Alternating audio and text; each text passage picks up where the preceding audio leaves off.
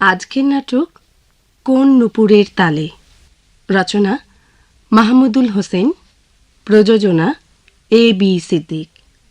নাট্যানুষ্ঠান কোন নুপুরের তালে।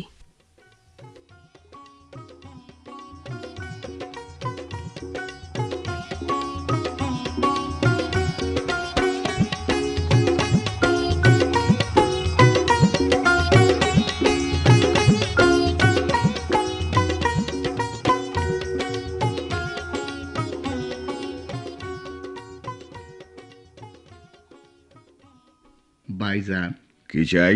আব্বা সাহেব সবাইরে খাওয়ার ঘরে ডাকতাছেন। মতলব মিয়া, তোমাকে একটা কথা জিজ্ঞেস করতে পারি? কোন ভাইজান? এই বাড়ির সবকিছুর মধ্যে একটা ভালগার টাচ, যাকে বলে কিনা একটা অসাংস্কৃতিক ছোঁয়া লেগে রয়েছে কেন? জি ভাইজান। ওয়াই আব্বা সাহেব? বাবাকে ওরকম একটা ঔপনিবেশিক সম্বোধনে ডাকাডাকি করা কেন? বাবাকে এই বাড়ির ডেপুটি ম্যাজিস্ট্রেট নাকি? হয় শুধু আব্বা বলবে, নয় স্রেফ সাহেব, বুঝলে? জি ঠিক আছে। এবারে জানতে পারি কি, রাত 11:20 খাবার টেবিলে তলব কেন? জি না, নিষেধ আছে। মধ্যযুগীয় রহস্যময়তা, ফিউডাল অ্যাটিচিউড। যাও, আসছি। আমাকে ডেকেছেন নাকি? শুধু তোমাকে না, মলি আর জোবেদ বাবাজিকেও ডেকেছি, কিন্তু ওরা বড্ড বেশি দেরি করছে। তা ঠিক আছে, তুমি একাই শুরু করে দাও। শুরু করব? কি শুরু করব?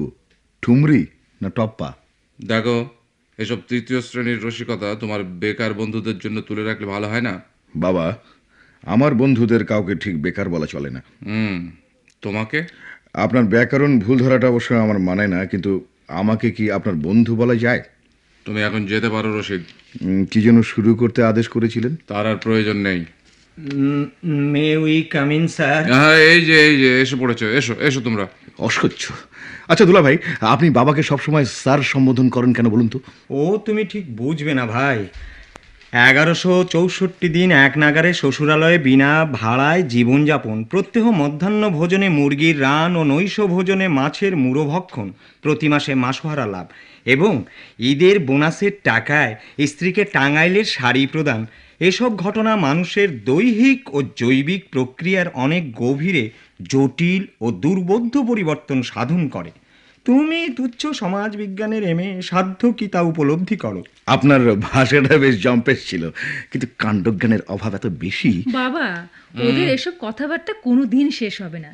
তুমি ডেকেছো কেন তাই বলো। হ্যাঁ, শোনো সবাই, তোমাদের তো বলাই হয়নি আগে, আমি ইদানিং একটু রান্না বান্না শুরু করেছি। সে কি বাবা, রান্নাঘরটা তো আমারই দখলে। আমি তো তোমায় ওর ধারে কাছে ঘেঁষতে দেখিনি কখনো। ব্যাপারটা গোপন রেখেছি, এই সবাইকে চমকে দেবো কিনা। এই রাতে তোরা সব শুয়ে পড়লে শুরু হয় আমার সাধনা। মতলব মিয়া নিশ্চয়ই এর ভেতরে রয়েছে। তোমার মন্তব্যের ভঙ্গিটা অত্যন্ত আপত্তিজনক। তুমি কি ব্যাপারটাকে একটা ষড়যন্ত্র মনে করছো নাকি? জি না। যাকে, আজ আমার প্রথম রান্না খাওয়াবো তোমাদের। এই দুপুর রাতে? কেন নয়? যে কোনো রহস্য গল্পের শেষ দৃশ্য, যেখানে রহস্যের উন্মোচন হয়, খুনি ধরা পড়ে, সে দৃশ্যটা মাঝরাতেই হয়ে থাকে। পড়িসনি শার্লক হোমস কিংবা আগাথা ক্রিস্টি? তাহলে আর দেরি কেন স্যার? আপনি আদেশ করলেই আমরা ঝাঁপিয়ে পড়তে পারি। ও হ্যাঁ, মতলব নিয়ে আয়, যা। এই যে আব্বা সাহেব। অসহ্য। নাও, তোমরা শুরু করো। ইয়ে বাবা, এটা ঠিক কি জিনিস? কেন, দেখে চেনা যাচ্ছে না? জি না। চেনা যাচ্ছে না? আপনি কেন রেগে যাচ্ছেন? দূরপ্রাচ্য, দক্ষিণ আমেরিকা কিংবা প্রশান্ত মহাসাগরীয় দ্বীপপুঞ্জের কটার রান্না আমরা চিনি বলুন তো? জবেদ, তুমি তুমি কি চিনতে পারছো না? নামেই কি বা আসে যায় স্যার? যে নামেই ডাকি না কেন, অদ্য শেষ রজনী। আপনি আদেশ করলেই শুরু করতে পারি স্যার। রাবিশ! আরে, এ হচ্ছে হালিম, গরুর গোশতের হালিম। ইয়ে হয়েছে বাবা, আমার না অ্যালার্জি আছে। এই গরুর গোশ একদম বারণ। এই বাড়ির সংস্কৃতি কোথায় গিয়ে ঠেকেছে? নির্জলা মিথ্যের ফাঁক দিয়ে গলে জীবন বাঁচাতে চাইছে। বাবা, আপনার রান্না করাই হালিম আমি খেতে পারছি না। এতে জীবনের ঝুঁকি আছে। জীবনের ঝুঁকি আছে মানে? মানে এটা খেলে তুমি মারা যেতে পারো। তাহলে এই যে জবেদ খাচ্ছে কি করে? দুলা ভাইকে পুরোপুরি জীবিত মানুষ বলা যায় না। তাছাড়া ওর মধ্যে আত্মহননের একটা প্রবণতা সুপ্ত অবস্থায় আছে। এই এই এরকম গপ গপ করে খাচ্ছ যে, কেমন লাগছে বলো তো? আবার আসিব ফিরে। ও কি হলো? বাংলার মাঠ নদী ক্ষেত ভালোবেসে। ও বাথরুমটা। বাবা, বাবা, কি হবে বাবা? 25 মিনিটের মধ্যে মারা যাবেন ভদ্রলোক। Get out. তোমাকে আর এক মুহূর্ত এখানে দেখতে চাই না আমি। যাও। ঠিক আছে ঠিক আছে, এই বিয়োগান্তক যাত্রার শেষ দৃশ্যে বিবেকের ভূমিকায় অভিনয় করার কোনো আগ্রহ আমার নেই। বাবা, ও যে অসুস্থ হয়ে পড়লো। আরে তুই ঘাবড়াস নে, বমি হয়ে গেলেই সব ঠিক হয়ে যাবে। ওকে ঘরে নিয়ে গিয়ে শুইয়ে দে। যা, আমি ওষুধ পাঠিয়ে দিচ্ছি। ঠিক আছে বাবা। শোন, বুঝলি রে মা, এই হালিমটা অত সোজা নয়। আগামী হপ্তাহে কাঁঠালের পুডিংটা বরং ট্রাই করা যাবে, কি বলিস? আগে কিন্তু বেড়ালকে খাইয়ে নিতে হবে বাবা। ঠিক আছে ঠিক আছে।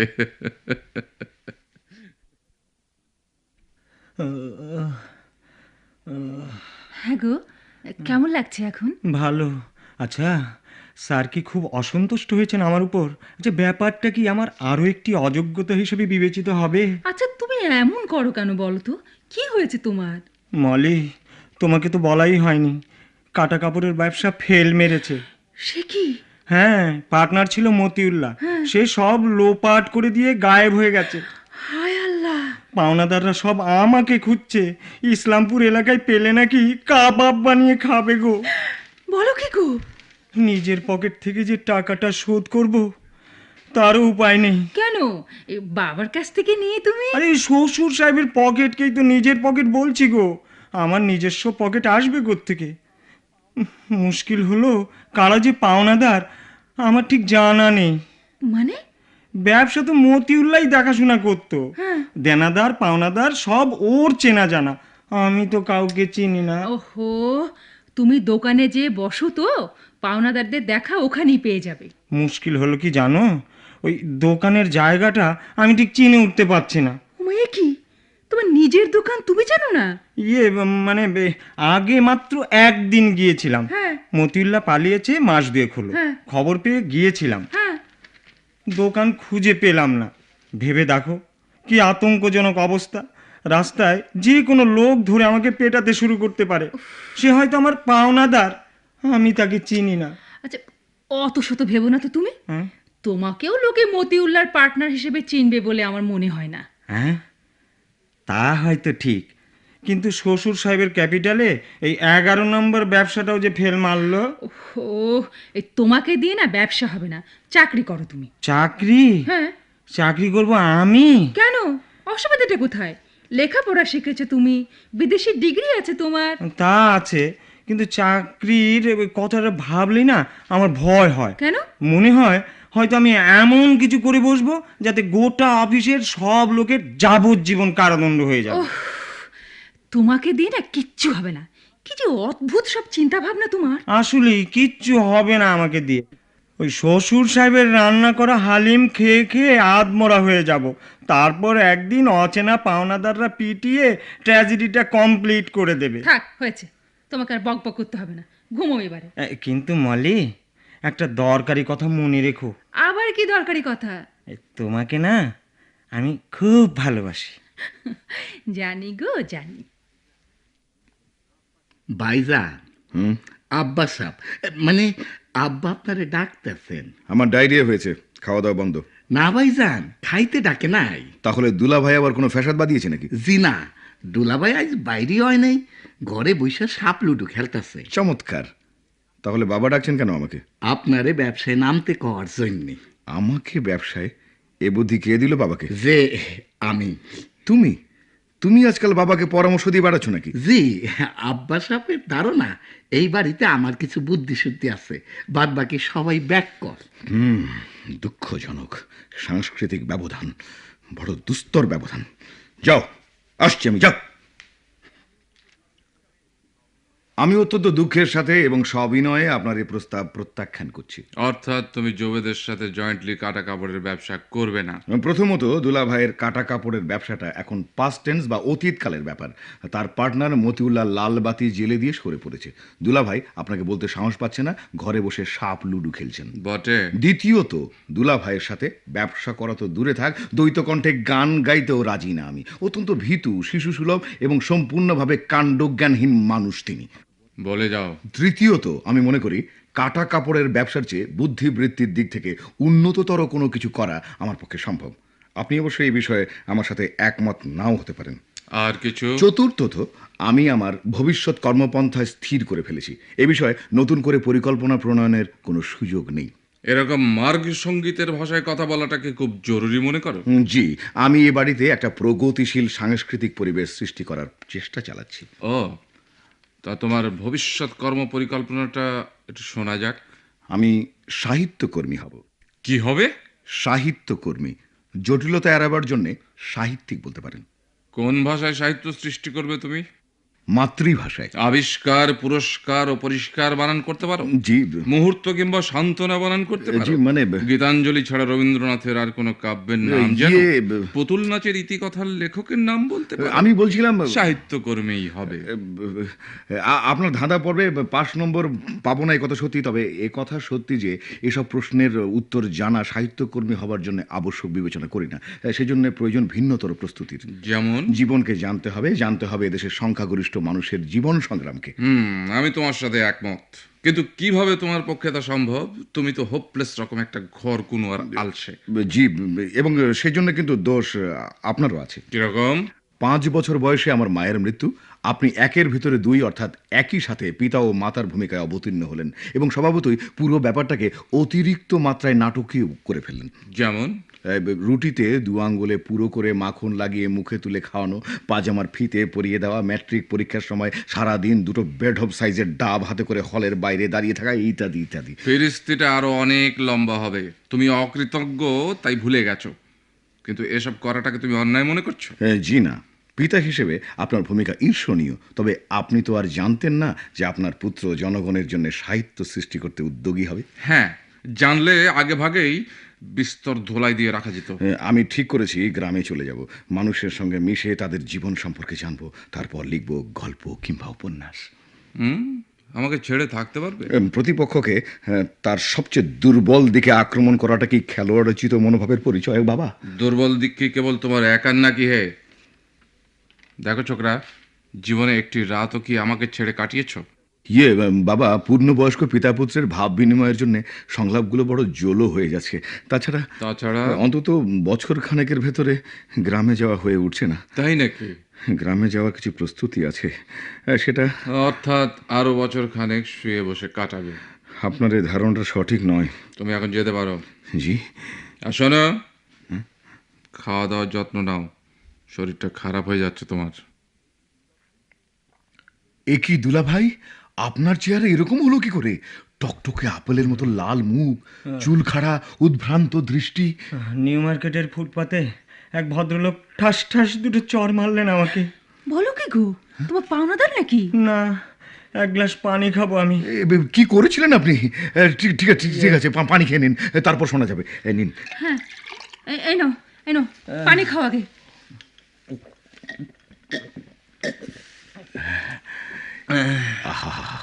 বেশ মোটা আঙুল ভদ্রলোকের, দেখার মতো ছাপ পড়েছে। চোয়ালে প্রচন্ড ব্যথা, ভেঙে গেছে বোধহয়। আচ্ছা, ঘটনাটা কি ঘটলো বলো তো? ঝুঁকে বই দেখছিলাম ফুটপাতে, মুখে সিগারেট, ঠাস ঠাস 2টো চর খেয়ে বসে পড়লাম। চোখে অন্ধকার দেখছি। মিনিট খানেক পরে জেগে উঠে দেখি সামনে ক্ষুদ্র জনতা। এক বুড়ো লোক না আমার হাত ধরে ফেললেন, বললেন কিছু মনে করবেন না, আপনি দেখতে অবিকল আমার ভাইপোর মতো। মুখে সিগারেট দেখে আর মেজাজ ঠিক রাখতে পারিনি। ইয়ার কি নাকি? আপনি ভদ্রলোককে অমনি ছেড়ে দিলেন? কি করব ভাই, জনতা যে তাকেই সাপোর্ট করলো। ভদ্রলোক আমার মতো অপদার্থকে তার ভাইপো মনে করেছেন। আমার কত সৌভাগ্য। বেকুব আর বেয়াদব না হলে কেউ সিগারেট খায়? এমনি কত কথা। তোমার আর বাড়ির বাইরে বেরিয়ে কাজ নেই। হ্যাঁ, আপনি সাপ লুডোটা ভালোভাবে প্র্যাকটিস করুন, ইনশাল্লাহ একদিন ওয়ার্ল্ড চ্যাম্পিয়ন হয়ে যাবেন। আর এক গ্লাস পানি হলে ভালো হতো। ওই যে জগ ওখানেই আছে, ঢেলে খাও। ওদিকে খবর শুনেছিস রশিদ? আরো খবর আছে নাকি? হ্যাঁ, আমিন চাচা রিটায়ার করেছেন। ময়মনসিংহের আমিন চাচা? হ্যাঁ রে, সকালে বাবাকে ফোন করেছিলেন, ঢাকা আসছেন ওরা। এই মিরপুরে নাকি জমি আছে, বাড়ি করবেন। আর তার আগে পর্যন্ত আমাদের এখানেই। ঠিক ধরেছিস, বাবা ওদের এখানেই উঠতে বলেছে। হ্যাঁ, তা মন্দ হয় না। আমিন চাচা লোকটিকে আমার বড় ভালোই লাগে। পুরনো লোক, কিন্তু ফুল অফ ব্রাইট আইডিয়াস। এই শ্বশুর সাহেবের এই বন্ধুটির একটি কন্যা সন্তান রয়েছে না? ইয়েস, এবং এটাই হচ্ছে ভদ্রলোকের একমাত্র নেগেটিভ পয়েন্ট। কন্যা না বলে মিজাইল বলা যায়। যা, আমার তো ভালোই লাগে তানিকে। এমনিতে মন্দ নয়, কিন্তু মুশকিল হচ্ছে বাবাকে নিয়ে। বাবার একমাত্র হবি হচ্ছে লোকজনকে আমার শৈশবের নানা অপকর্মগুলি সম্পর্কে বিশদ জ্ঞান দান করা। আর এই মেয়েটি এই সব ঘটনাবলী পরবর্তীতে প্রায় ব্ল্যাকমেইল করার মতো করে ব্যবহার করে থাকে। একেবারে যাচ্ছে তাই ব্যাপার। যদি ভুল না হয়ে থাকে, তুমি বছর দুয়েক আগে ময়মনসিংহ থেকে ঘুরে এসেই গোটা পাঁচেক প্রেমের কবিতা বিভিন্ন পত্রিকায় পাঠিয়েছিলে না? লোকে রাস্তাঘাটে আপনাকে খামোখা চড় মারে না। চড়ছো কেন ভাই? পজিশন তো সবচেয়ে বেশি খারাপ আমারই। স্যার ইতিমধ্যেই জেনে গেছেন কাটা কাপড়ের ব্যবসায় লাল বাতি জ্বলেছে। বাড়িতে মেহমান আসছে। আর এক দফা অপদার্থ বেকার জামাতা হিসাবে সুনাম সুপ্রতিষ্ঠিত হবে আমার। আপনি নাকি এবার ছাপাখানা খুলতে যাচ্ছেন? হ্যাঁ, স্যার বললেন এই ব্যবসাটা ভালো, শিক্ষিত লোকজনদের সাথে কারবার, আমার পক্ষে নাকি সুবিধেরই হবে। আপনার কি মনে হয়? আমার আমার কিছুই মনে হয় না, শুধু ভয় ভয় হয়। শুনুন, একটা বুদ্ধি দেই। আগে প্রেসের কাজকর্ম এই লাইনের ফন্দি ফিকির ভালো করে শিখুন। হ্যাঁ? দরকার হলে কোনো প্রেসে 2-4 মাস কাজ করুন, তারপর বাবার টাকাটা খসাবেন। কিন্তু আমি কি পারবো? আচ্ছা, এত আত্মবিশ্বাসের অভাব কেন তোমার বলো তো? প্রেসটা আপনার হবে, এ নিয়ে লেগে পড়ুন। তাছাড়া অদূর ভবিষ্যতে ছাপাখানার দরকারও তো আমার হবে। আমি আবার সাহিত্য চর্চায় বেশ এগিয়ে যাচ্ছি কিনা। ভাইজান, আপনার চা। মতলব মিয়া, তোমার সাথে আমার কিছু আলাপ আছে। কোন ভাইজান? আচ্ছা মতলব মিয়া, তুমি তো গ্রামের লোক, তাই না? জি। গ্রামে বাপদাদার ভিটে আছে তোমার? জি আছে।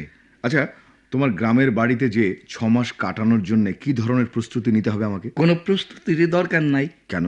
আমার বাড়িতে যাই আপনি থাকতেই পারবেন না। তুমি কি কষ্টের কথা ভাবছো? আমি যে কোনো কষ্ট করতে রাজি আছি। সেই সব কথাই আইতাছে না। বাড়ির কর্তা হইল চাচা। চাচা আমার বাড়ি থেকে খেদাইয়া দিছে।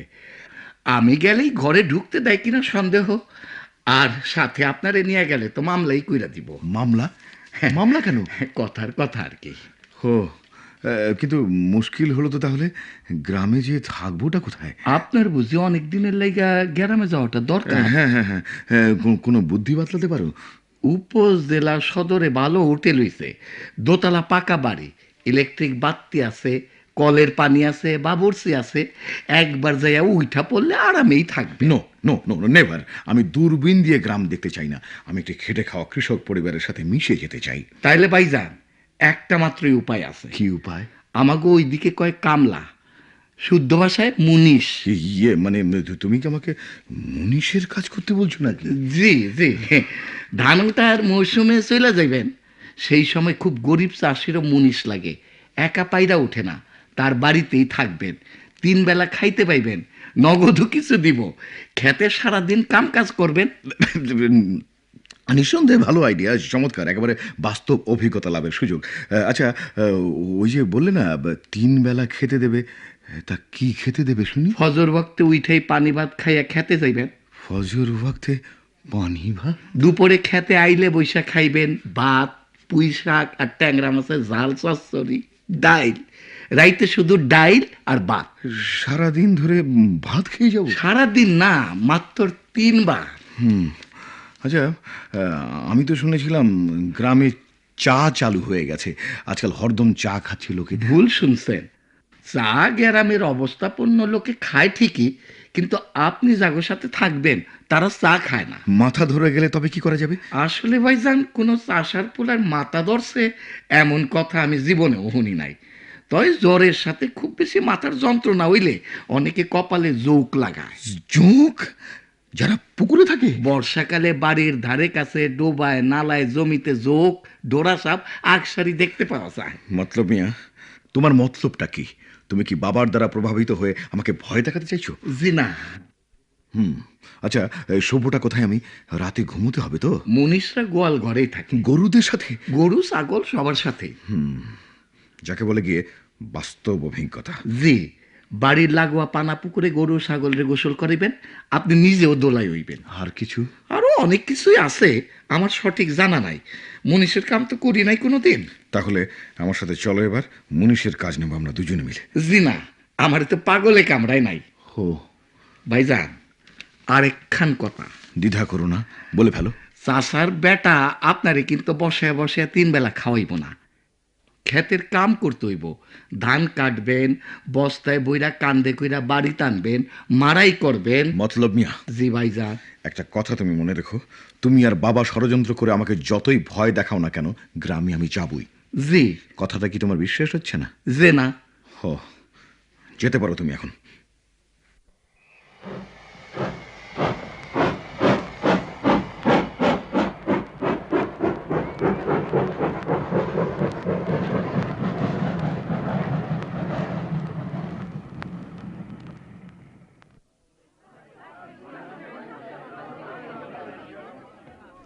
আসসালামু আলাইকুম চাচা। ওয়ালাইকুম।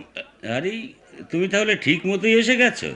ঠিক বুঝলাম না, আমার স্টেশনে আসার সম্পর্কে সন্দেহ ছিল নাকি আপনাদের? না, তানি বলছিল। বুঝতে পেরেছি। গেলবার চাচাজান বলছিলেন কি না আপনি নাকি একবার কমলাপুরে কাকে রিসিভ করার কথা ভুলে বাদামতলি ঘাটে গিয়ে বসেছিলেন। জি, এরকম ঘটেছিল একবার। যিনি আসছিলেন তিনি অবশ্য ট্রেন বা লঞ্চ কোনোটাতে আসেননি, উড়োজাহাজে করে এসেছিলেন, সুতরাং কমলাপুরে গেলেও লাভ কিছু হতো না। সে যাক সে যাক, বাড়িতে সবাই ভালো তো? জি না, বাসার অবস্থা অত্যন্ত খারাপ। সে কি কি হয়েছে বলুন তো? দুলা ভাইকে 3 দিন ধরে খুঁজে পাওয়া যাচ্ছে না। বলো কি? জি, আপা আনুষ্ঠানিকভাবে কান্নাকাটি করছেন, আর আব্বা সবাইকে পুলিশই জেরা করছেন। আর আপনি আপনি কি করছেন? আমি কিছু করছি না।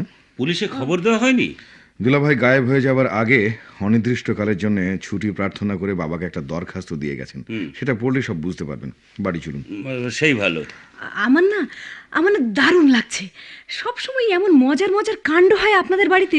ইস, আপনার সাংস্কৃতিক চেতনার জ্ঞান সম্পর্কে কোনো মন্তব্য করতে চাই না। চলুন এগোনো যাক। প্রতি মাননীয় শ্বশুর মহাশয়, 989 ঝিলপাত, ঢাকা। জনাব, অধীনের বিনীত নিবেদন এই যে আমি মোহাম্মদ জোবেদ আলী MA, আপনার একমাত্র কন্যা শাহেদা পারভিন ওরফে মলির একমাত্র স্বামী এবং আপনার গৃহে গত 1173 দিন ধরিয়া আশ্রিত।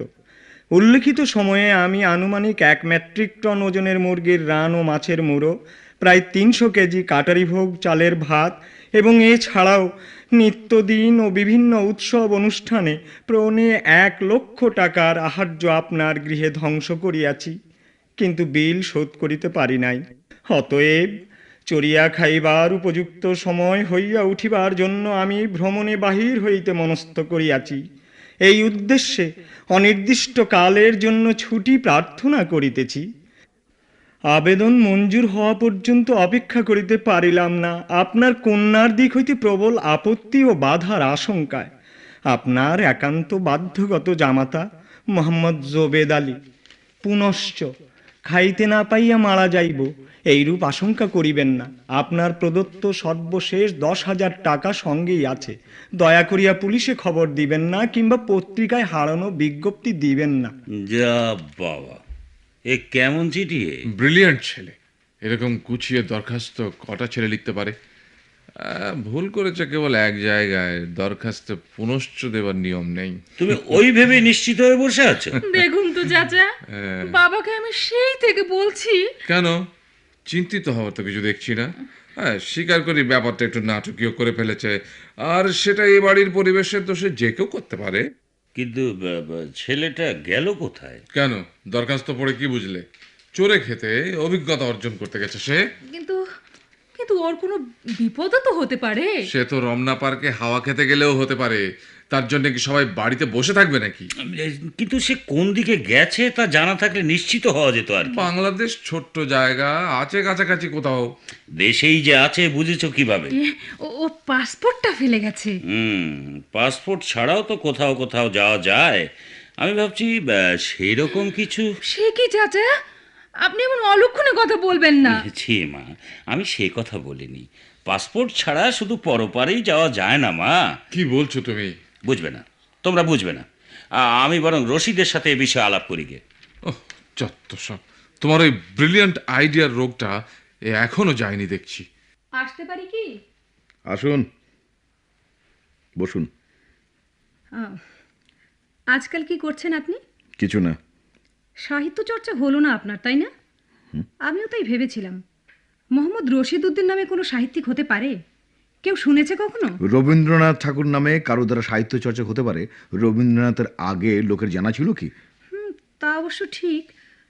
তাহলে তাহলে আপনার সাহিত্য চর্চা হলো না কেন? আপনার জানার মধ্যে ভুল আছে। আমি সাহিত্য প্রচেষ্টা ত্যাগ করিনি। ও, তা কি লিখছেন এখন? কিছু লিখছি না, প্রস্তুতি নিচ্ছি, কঠিন প্রস্তুতি। তাই নাকি? আচ্ছা, আপনার মেজাজ এত খারাপ কেন? আগে আমাকে দেখলেই আপনার গালে টোল পড়তো। বাজে বকবেন না, আমি অত্যন্ত কঠিন মাথা ধরায় ভুগছি। ডাক্তার দেখাননি? ডাক্তার দিয়ে কিছুই হবে না, চা ছেড়ে দিয়েই আমার এই অবস্থা। চা ছেড়ে দিয়েছেন কেন? আমি গ্রামে যাবার প্রস্তুতি নিচ্ছি। গ্রামের জীবন নিয়ে সাহিত্য রচনা করব, তাই কঠিন জীবনে অভ্যস্ত হচ্ছি। চা ছেড়ে দিয়েছি, 3 বেলা ভাত খাচ্ছি। 3 বেলা ভাত? হ্যাঁ, চা, রসগোল্লা, কাবাব, ফুচকা সব ছেড়ে দিয়েছি। সপ্তাহে মাত্র একবার গোসল করছি। ও, তাই বলুন।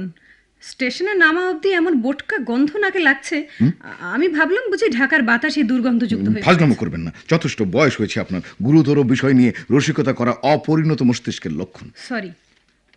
আচ্ছা, আর কি কি করছেন আপনি? সার্ভেন্টস কোয়ার্টারে শুচ্ছি, মানে ঘুমোচ্ছি আর কি। রাত 2:15 মতলব মিয়ার লাথি খেয়ে বিছানা থেকে পড়ে যাই, মেঝেতে ইঁদুরের কামড় খাই। এছাড়া আছে 2 কোটি মশা। আপনি কিন্তু বড়জোর সপ্তাহখানেক বাঁচবেন। অবস্থা বেশ খারাপ। কাল থেকে আবার আমাশয় শুরু হয়েছে। আচ্ছা, আপনি প্রেমের কবিতা লেখা ছেড়ে দিলেন কেন? কে বলল আপনাকে আমি কোনো সময় প্রেমের কবিতা লিখতাম? লিখতেন না? জি না। ছি ছি ছি ছি, এত বড় মিথ্যেটা অনায়াসে বলে ফেললেন। গেলবার আমাদের বাসা থেকে ফিরে এসে 5টি প্রেমের কবিতা বিভিন্ন পত্রিকায় পাঠিয়েছিলেন আপনি। দুলাভাই আপনার স্বহস্তে লিখিত কবিতাগুচ্ছের ফটোকপি পাঠিয়েছিলেন আমাকে। লোকটা একটা মিচকে শয়তান। একটা কবিতার নাম ছিল গাঢ় পূর্ণিমা, ব্রাকেটে লেখা ছিল ময়মনসিংহের সেই মেয়েটাকে। ইয়ে মানে আমি দুঃখিত। কবিতাটি আবার ছাপাও হয়েছিল। না না, এ বিষয়ে আপনি নিশ্চিত থাকতে পারেন, কেউ ছাপেনি আমার কবিতা। আমি সেই থেকে ধরে নিয়েছি প্রেমের কবিতা আমার হবে না। কিন্তু আমি তো জানি ময়মনসিংহ থেকে প্রকাশিত সাপ্তাহিক উন্মেষে আপনার ওই কবিতাটি ছাপা হয়েছিল, ব্রাকেটের বক্তব্য সহ। ময়মনসিংহ থেকে? মানে আপনি কিন্তু কেন? সুন্দর কবিতা, আমার ভালো লেগেছিল, তাই ছাপতে দিয়েছিলাম। ও, ধন্যবাদ। ব্যাস, ওটুকুই? জি। বাজে কথা না, আয়না থাকলে আপনাকে দেখাতে পারতাম। সত্যি আপনার গালে টোল পড়ে। প্রসঙ্গ পরিবর্তন করলে সুখী হব। আপনার সুখের কে তোয়াক্কা করে? শুনুন, ওসব ছেলে মানুষই ছাড়ুন। গ্রামে যাবার এ ধরনের প্রস্তুতি নিয়ে ইহ জন্মে কেউ কোনো দিন সাহিত্য সৃষ্টি করেনি। আর আমার মনে হয় প্রেমের কবিতা, রোম্যান্টিক উপন্যাস কিংবা কল্প কাহিনীতেই আপনি ভালো করবেন। বলছেন? আপনার ওই কবিতাটি মুখস্থ শোনাবো? না না, প্লিজ। শেভ করে গোসল করে আসুন, আমি চমৎকার 1 কাপ চা করে দিচ্ছি আপনাকে। রশিদ, জোবেদ বাবাজির ব্যাপারটা নিয়ে কিছু ভেবেছো? জি না, উনি স্বচ্ছন্দে রসাতলে পর্যন্ত যেতে পারেন। আমার কোনো আগ্রহই নেই তার ব্যাপারে। কিন্তু আমি যে ঘটনাটার মধ্যে সায়েন্স ফিকশন জাতীয় একটা গন্ধ পাচ্ছি। Science fiction? সে কিরকম? আমার ধারণা মোহাম্মদ জোবেদ আলী, আমাদের জামাই বাবাজি, বর্তমানে জুপিটারের কোনো উপগ্রহে আছেন। জুপিটার? মানে বৃহস্পতি গ্রহ তার উপগ্রহে দুলাভাই? আরে বৈজ্ঞানিক যুগের ছেলে হয়ে এত সহজে বিমূঢ় হয়ে পড়ছো? কিন্তু ব্যাপারটা কিভাবে ঘটতে পারে? কোনো ট্রাভেল এজেন্সির মাধ্যমে টিকিট কেটে সোজা রকেটে চেপে। চাচা, একটু বাড়াবাড়ি হয়ে যাচ্ছে না? অথচ এখনো তো আসল রহস্যই খুলে বলিনি। পুরোটা শুনলে হয়তো আমাকে সুস্থ মানুষ বলেই ভাববে না। জি, মানসিক অসুস্থতার সন্দেহে আপনার চিকিৎসা হতে পারে তখন। কিন্তু সত্য এই যে পৃথিবীর হাজার হাজার মানুষ, মানে যাদের তুমি আমি মানুষ বলে মনে করছি, তারা আসলে মানুষ নয়, রোবট। আল্লাহ! জুপিটারের উপগ্রহগুলোতে ওদের বাস, সেখানে গড়ে উঠেছে রোবট সভ্যতা। আপনি জানলেন কি করে? বিজ্ঞান পড়ে নয়, কারণ বিজ্ঞানীদের এসব জেনে উঠতে আরো বহু সময় লাগবে। কিন্তু সায়েন্স ফিকশন লেখকরা আগাম খবর দিয়ে দিয়েছেন সব কিছুর। যেমন জুল ভার্নি গত শতাব্দীতেই জানিয়ে দিয়েছিলেন কেমন হবে চাঁদের পরিবেশ, মাধ্যাকর্ষণ শক্তি, এবং আরো বহু কিছুই। কিন্তু ফিকশন মানে তো গল্প, সে তো পাকা যুক্তির উপর দাঁড়িয়ে আছে থিওরিটা। সেটা হচ্ছে এরকম, জুপিটারের উপগ্রহগুলোর পরিবেশ পৃথিবীর মতোই। সেখানে বহু আগে একসময় গড়ে উঠেছিল অতি উন্নত মানব সভ্যতা। তারা নিজেদের জীবনযাত্রাকে এতখানি উন্নত আর যান্ত্রিক করে তুলেছিল যে রোবট হয়ে গিয়েছিল নিত্য ব্যবহার্য সামগ্রী। একেবারে হুবহু মানুষের মতো দেখতে অতি উন্নত মস্তিষ্কের এসব রোবটরা ছিল মানুষের দাস। তারপর যা হয় আর কি, রোবটদের বিদ্রোহ, অভ্যুত্থান এবং রোবটদের জয়লাভ। এক্স্যাক্টলি। রোবটরা দখল করে নেয় পুরো সভ্যতা, ক্রমশ নিশ্চিহ্ন হয়ে যায় মানুষের অস্তিত্ব। তারপরই হচ্ছে সবচেয়ে ইন্টারেস্টিং পার্ট। মানবীয় গুণাবলীর অভাবে রোবটদের সভ্যতায় নানা সমস্যা দেখা দেয়, যেমন প্রেম, ভালোবাসা, পরশ্রী কাতরতা, এসবের অভাব, শিল্প সংস্কৃতির সৃষ্টিশীল বিকাশের অভাব। সুতরাং তাদের আবার প্রয়োজন হয়ে পড়ে মানুষের। সৌরজগতের মধ্যেই পৃথিবীতে মানুষের খোঁজ পায় ওরা। ওদের প্রতিনিধিরা চলে আসে পৃথিবীতে, মিশে যায় জনারণ্যে, ঘনিষ্ঠভাবে পর্যবেক্ষণ করে মানুষের সভ্যতাকে। নিখুঁত, একেবারে নিখুঁত। সেই সাথে ওরা পৃথিবী থেকে মাঝে মাঝে দু একটি মানুষকে পাঠিয়ে দেয় নিজেদের দেশে। সেই জন্যই প্রায় একজন দুজন করে মানুষ নিখোঁজ হয়ে যায়। তারা সব জুপিটারের উপগ্রহেই যাচ্ছে। রিক্রুটিং সেন্টার আছে ওদের সারা বিশ্বময়। হ্যাঁ, আমার ধারণা জোবেদ বাবাজি সেই রকম কোনো রিক্রুটিং সেন্টারের থ্রু দিয়েই মেধাবী ছেলে, সৎ, আদর্শবান, অথচ পৃথিবীতে মানুষের নীচতা সটতার জন্য তার কিছুই হচ্ছে না। সেই সাথে আছে নিজের ব্যক্তিত্বের অভাব। আদর্শ একটা স্পেসিমেন রোবটদের জন্য। আচ্ছা, সম্প্রতি বাবাজির কোনো বিচিত্র যোগাযোগ ঘটেছিল বলে জানো কি? না তো, না। হ্যাঁ, নিউ মার্কেটের রাস্তায় এক অপরিচিত ভদ্রলোক দুলাভাইকে দুটো ঢাস ঢাস করে চর মেরেছিলেন। ওই হচ্ছে প্রথম যোগাযোগ। তার আগে অবশ্য কোনো রোবট ওকে রিকমেন্ড করেছে। বলেন কি? এমন কোন রোবট যে কিনা বহুদিন থেকে ওকে খুব কাছে থেকে দেখে আসছে। আমাকে বাদ দেওয়া যেতে পারে সেক্ষেত্রে, আপা কিংবা বাবা। থিওরি 14টা বাজাবে তুমি। মলিকে হাসপাতালে জন্মাতে দেখেছি আমি, আর তোমার বাবাকে ছোটবেলা থেকে একটু একটু করে বড় হতে দেখেছি। রোবটটা একটু একটু করে বড় হয় না, জন্ম থেকে অনন্তকাল একই চেহারা থাকে। তাহলে মতলব মিয়া। ঠিক আইডিয়া। মতলব মিয়াকে গত 10 বছরে লম্বা হতে দেখিনি। লোকটি কি নির্লিপ্ত ধরনের? পুরোপুরি। কখনো অসুস্থ হতে দেখেছো? কখনো না। ঢাকা শহরের 33 লক্ষ লোকের যখন চোখের অসুখ হলো, তখন সে দিব্যি সুস্থ, চোখ মেলে ঘুরে বেড়াচ্ছে। ক্লান্তিহীন খাটতে পারে লোকটা? জি। নিশ্চয়ই কখনো ঘুমোতে দেখা যায়নি তাকে? না, এটা কিন্তু ঠিক মিলছে না চাচা। রাত ভর ভোঁস ভোঁস করে ঘুমায় মতলব মিয়া, আর ঘুমের মধ্যে প্রচন্ড জোরে শুট করে। বোধহয় রোবটদের কোনো ফুটবল টিমের সেন্টার ফরওয়ার্ড ছিল সে। কিছুই প্রমাণ হয় না অবশ্য তাতে। এইভাবেই ডিজাইন করেছে হয়তো। আচ্ছা, লোকটির ইতিহাস সম্পর্কে কিছু জানো? কিছু মাত্র না। কদিন আগে ওর গ্রামের বাড়িতে যেতে চেয়েছিলাম, রাজি হলো না। কি করে রাজি হবে? ওর গ্রামের বাড়ি তো আর এখানে নয়। হয়তো জুপিটারের কোনো নীল উপগ্রহের কোনো নিভৃত পল্লীতে রয়েছে ওর চান কুটির। ও অবশ্য দাবি করে ওর বাড়ি নোয়াখালী জেলাতেই, ওর পৈতৃক নিবাস। শোনো রশিদ, খুব সাবধানে অগ্রসর হতে হবে আমাদের। মতলব মিয়াকে খুব কাছে থেকে লক্ষ্য করতে হবে, তারপর অবস্থা বুঝে ব্যবস্থা নিতে হবে, বুঝলে? জি জি জি। বাবা বা আপাকে এসব বিষয়ে না জানানোই ভালো। তা নিয়ে কেউ কিছু বলবে না। আর আমি আর আপনি রাতে একসাথে শুচ্ছি তো। তা হয়তো শুচ্ছি, কিন্তু ভয়ের কি আছে? না না না, ভয়ের কি আছে? সপ্তাহখানেক মতলব মিয়ার সাথে রাতে ঘুমিয়েছিলাম, ভাবতেই গাটা কেমন যেন শিউরে উঠছে। ঘাড় মোটকে সে রক্ত খেয়ে নেয়নি। কি ছেলে মানুষই করছো? রোবট আর ভূত এক জিনিস নয়। দারুণ ব্যাপার তো। এত সহজে রসগোল্লা বানানো যায়? আপনি কিচ্ছু ভাববেন না চাচা যান, আমি আপনাকে একে একে সব রান্না শিখিয়ে দেব। আপনি বিশ্বের 1 নম্বর বাবুর্চি হয়ে যাবেন। এর রসগোল্লাটা তো আজই খাওয়াতে হচ্ছে সবাইকে। বাবুর্চি হিসাবে আমাকে পাত্তাই দিতে চায় না ওরা। এবার দেখবেন আপনার রান্না খাবার জন্য যাচাযাচি করছে। আচ্ছা মা, এই রশিদটা নাকি গ্রামে চলে যাবে, বলো দেখি এসব পাগলামোর কোনো অর্থ আছে? আপনি কিচ্ছু ভাববেন না চাচা যান, আমার সাথে কথা হয়েছে তার। গ্রামে যাবার পরিকল্পনা আপাতত বাতিল। বলো কি গো? হ্যাঁ মা, তুমি যে এবার এসেই একে একে সব ভেলকি দেখাচ্ছ। এবার জামাই বাবাজিকে ফিরিয়ে আনতে পারলেই আনন্দে বাড়িটা ঝলমল করে ওঠে। আপনি কিচ্ছু ভাববেন না তো, দুলাভাই ঠিকই ফিরে আসবেন। এখন চলুন তো, বিকেলের জন্য রসগোল্লা বানাই গিয়ে। আমি বানাবো, তুমি বসে বসে দেখবে। আচ্ছা, তাই হয়।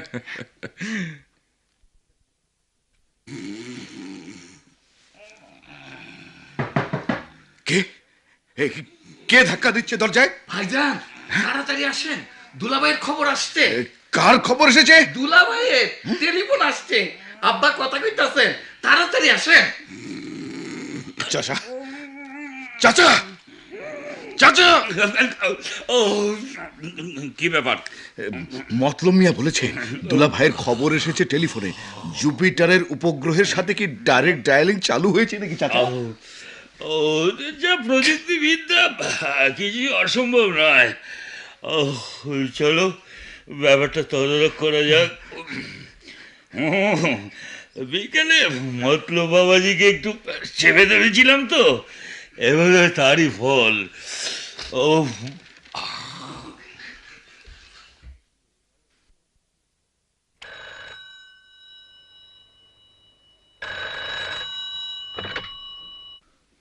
হ্যালো, জি ওসি সাহেব, জি জি জি, ঠিক আছে, থ্যাংক ইউ ওসি সাহেব। ওসি সাহেব, জুপিটারে থানা আছে নাকি? কি ব্যাপার শুনি? নরসিংদী থানার ওসি ফোন করেছিলেন। নরসিংদী মানে পৃথিবীতে, মানে বাংলাদেশের? প্রাক্তন বৃহত্তর ঢাকা জেলার অন্যতম মহকুমা, বর্তমানে জেলা সদর এবং নদীবন্দর নরসিংদী থেকে সেখানকার থানার ওসি ফোন করেছিলেন। আচ্ছা, ওকে পুলিশে বেঁধেছে কেন বাবা? বাঁধেনি, অবজারভেশনে রেখেছে বোধহয়। তা ওদের মহাশূন্য যানটা বুঝি নরসিংদীতেই নেমেছে। কিসের মহাশূন্য যান? গাঁজা খেয়েছ নাকি? কাল রাতে নরসিংদীর সবচেয়ে কুখ্যাত 3টে ডাকাতকে বেঁধে নিয়ে থানায় এসে হাজির হয় আমাদের জামাতা মোহাম্মদ জোবেদ আলী। ডাকাত ধরেছে দুলা ভাই? সশস্ত্র ডাকাত, 3জনকে একসাথে। নরসিংদীতে আজ নাগরিক সম্বর্ধনা দেওয়া হয়েছে। বলেন কি? সুদূর ব্যাপারী সমিতি ওকে পুরস্কার দিয়েছে 3 লক্ষ টাকা। রাতের ট্রেনে ঢাকা রওনা হয়ে গেছে সে। বাবা, এসব সত্যি ঘটেছে? হ্যাঁ মা, জামাইকে তো তোরা সবাই অপদার্থ ভাবিস, আমি কিন্তু জানতাম ছেলেটা ব্রাইট, একদিন সে ঝলসে উঠবেই। চাচা, আমার না ভীষণ। একদম চুপ, একটি কথা ফাঁস করা যাবে না, তাহলে ওই নরসিংদীর ডাকাতদের অবস্থা হবে। মা মলি, জামাইয়ের একটা রিসেপশনের ব্যবস্থা করতে হয়। কি যে বলেন চাচা? না না না না না, কোনো কথা নয়, কোনো কথা নয়। তানিকে ডেকে বলো সে ঘর সাজাতে ওস্তাদ। এই রাত দুপুরে ঘর সাজানো হবে? জামাই বাবাজি কটায় এসে পৌঁছবে? ভোর 5টা। বাবা, তাহলে তো হাতে আর ঘন্টা দেড়েক সময় আছে। রশিদ, তুমি কলাইন জয়গাথা লিখে ফেলো তো।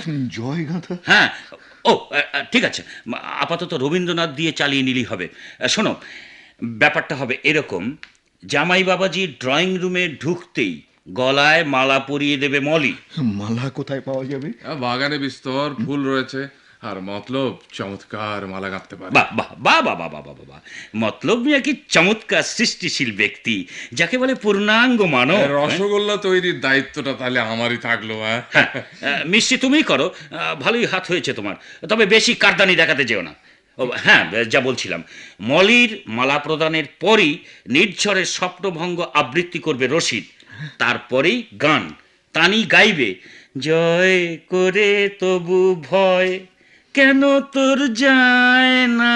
আমার মনে হয় দুলা ভাইয়ের পার্মানেন্ট নার্ভাস ব্রেকডাউন হয়ে যাবে। চাচা, খুব সুন্দর প্ল্যান হয়েছে। আমি তানিকে ডেকে তুলে ড্রয়িং রুমটা সাজিয়ে ফেলি। তাড়াতাড়ি তাড়াতাড়ি। হ্যাঁ, যা বলছিলাম, খুব মনমরা হয়ে পড়েছি, সন্ন্যাসী হয়ে যাব ঠিক করেছি। রাতে গ্রাম থেকে দূরে একটা নির্জন জায়গায় বেশ বড় একটা বটগাছের ডালে বসে ঝিমুচ্ছি, কখন যে ঘুমিয়ে পড়েছি। গাছের ডালে বসে ঘুম? ইয়াল্লাহ! মরাত করে ডাল ভেঙে পড়ে গেলাম, মাথা ঘুরে গেছে, চোখে চেয়ে দেখি অন্ধকার, কিন্তু মনে হলো তেমন ব্যথা পেলাম না। চোখ মেলে দেখি একটা লোকের ঘাড়ে পড়েছি আমি। সে অবশ্য ততক্ষণে অজ্ঞান। আরো দুজন ছিল, তারা ওরে বাবারে ভূত খেয়ে ফেললো বলেই দুটো চিৎকার দিয়েই জ্ঞান হারিয়ে ফেললো। দোষ দেওয়া যায় না। নির্জন জায়গা, ঘুটঘুটে অন্ধকার রাত, তিনটে লোক অজ্ঞান হয়ে পড়ে আছে। আচ্ছা, অথচ আমি একা। এমনি সময় আমার মধ্যে কেমন যেন দারুণ সাহস, আত্মবিশ্বাস আর প্রচন্ড রাগ এসে জমা হতে লাগলো। মনে হলো আমি পারি না এমন কোনো কাজ নেই, জীবনে এমন কখনো বোধ করিনি। সে তো আমরা জানি হে। তারপর লোক তিনটের সাথে বড় বড় পুটলি ছিল, সেগুলো খুলতেই তিনটে রামদা, দুটো বন্দুক আর 1010 টাকা বেরিয়ে পড়লো। ব্যাস, বুঝতে আর বাকি রইল না। পুটলিতে দড়ি ছিল, ব্যাটাদের আচ্ছা করে বাঁধলাম। তারপর যত শক্ত করে বাঁধছি রাগ ততই বেড়ে যাচ্ছে। শেষে জুতো খুলে দুটো করে 6টা ঘা লাগালাম। সাবাস, এই তো চাই। জি, এটা আগে থেকে করতে পারলে অনেকেই সাহায্য করতে পারতাম। ও হ্যাঁ, যা বলছিলাম, ব্যাটাদের বেঁধে রেখে ভোরের জন্য অপেক্ষা করতে লাগলাম। তারপর যা হয় আর কি, সকালে গ্রামের লোকজন জড়ো হলো। জানা গেল ওই 3 জন হচ্ছে ডাকাত, ওই এলাকার ত্রাস। সবাই মিলে থানায় পৌঁছলাম। সারাদিন ধরে লোকজনের অভিনন্দন, বিকেলে নাগরিক সম্বর্ধনা, পুরস্কার দান ইত্যাদি ইত্যাদি। যাকে বলে বীরের সম্মান। হ্যাঁ, তা বলতে পারেন। ভাবছি ওই পুরস্কারের টাকাটা দিয়েই ছাপাখানাটা শুরু করব। পারবেন তো? Why not? না পারার কি আছে? শোনো হে ছোকরা, বদলে গেছি আমি, দারুণ বদলে গেছি। রশিদ, চটেছ নাকি আমার উপর? কি যে বলেন চাচা, না। চটবো কেন? মানে ওই জুপিটারের উপগ্রহের ব্যাপারটা। চাচা, আপনি জানেন না আপনি আমার কি উপকার করেছেন। একটা জমজমাট সায়েন্স ফিকশনের গল্প পেয়ে গেছি আমি, কাল থেকে লেখা শুরু করব। তাহলে ব্যাপারটা একেবারে বৃথা যায়নি, কি বলো? মোটেও না, মোটেও না। আচ্ছা, তুমি কি বলো তো? কোনো অভিযোগ নয়, অতীতটা ভুলে যাব আমরা। আমাদের সামনে চমৎকার ভবিষ্যৎ। আমি ছাপাখানার জমজমাট ব্যবসা করব, রশিদ বই লিখবে, তুমি পাকা গিন্নি হবে, আর বাবা শখের রান্নায় সবাইকে তাক লাগিয়ে দেবেন। ও আর হ্যাঁ, রশিদ আর তানির ব্যাপারটা শুভ সমাপ্তি টেনে ফেলতে হবে এবার। সত্যি? তুমি ওদের সাথে আলাপ করো তো। বাবা আর আমিন চাচার মতটা। ওদিকে তুমি নিশ্চিন্ত থাকতে পারো, তারা বগল বাজিয়ে নাচবে। অসম্ভব, আমি কেন বিয়ে করতে যাব? তোমাকে একটা প্রশ্ন করছি, তার জবাব দাও। তাছাড়া একটা সায়েন্স ফিকশনে হাত দিতে যাচ্ছি কেবল। সায়েন্স ফিকশন লেখকদের কি বউ থাকে না? আর তানির প্রতি কি তোমার দুর্বলতা নেই? কার প্রতি? ইয়ে, ওর সাথে বিয়ের কথা বলছেন নাকি? সে যাক, তুমি তো আপাতত বিয়ে করছো না, সায়েন্স ফিকশন লেখো তবে। আমি উঠি। দুলা ভাই, পিছু ডাকছো কেন ভাইয়া? ইয়ে, আমি দুটোই একসাথে চালাতে পারবো, ঝামেলা হলে চালিয়ে নেব। না না, ওই শিল্প সৃষ্টির সাথে বিয়ে টিয়ে জড়িয়ে ফেলে কাজ নেই। দুলা ভাই, কেন লেজে খেলাচ্ছেন? সায়েন্স ফিকশন গোল্লাই যাক। পথে এসো, কিন্তু না, সায়েন্স ফিকশনটাও মন দিয়ে লেখো। আমার প্রেসের প্রথম বইটা ফ্লপ করুক তা আমি চাই না, ওদিকটা আমি দেখছি। আপনি যেমন বলবেন। কেন পিছু লেগেছেন দুলাভাই? বিয়েটির কথা ভাবছি না এখন আমি। টিয়ের কথা ভাবতে বলছি না, শুধু বিয়ের কথাই ভাবো। না না না, এত ফালতু সময় নেই আমার। ঠিক আছে, কি আর করা যাবে। যাই, রশিদ ভাইকে গিয়ে বলি, প্রেম ট্রেম হবে না হে তোমার, তার চেয়ে গ্রামে গিয়ে মুনিশ হয় ভালো। দুলাভাই, আবার কি হলো? আপনি যা দুষ্টুমি করেন না। না মানে, আমাকেই বেশি পছন্দ তোমার। সরি ভাই, উপায় নেই। তোমার মলিয়াপার কথা ভেবে। দুলাভাই, আমি কিন্তু রেগে যাব। তবু সোজা করে কথাটা বলবে না, এই তো? আপনি তো আগে তার নামটা বলেননি, আমি বুঝবো কি করে? হুররে, এবার তবে বাজবে বাঁশি, ফুটবে ফুল, গাইবে পাখিয়া।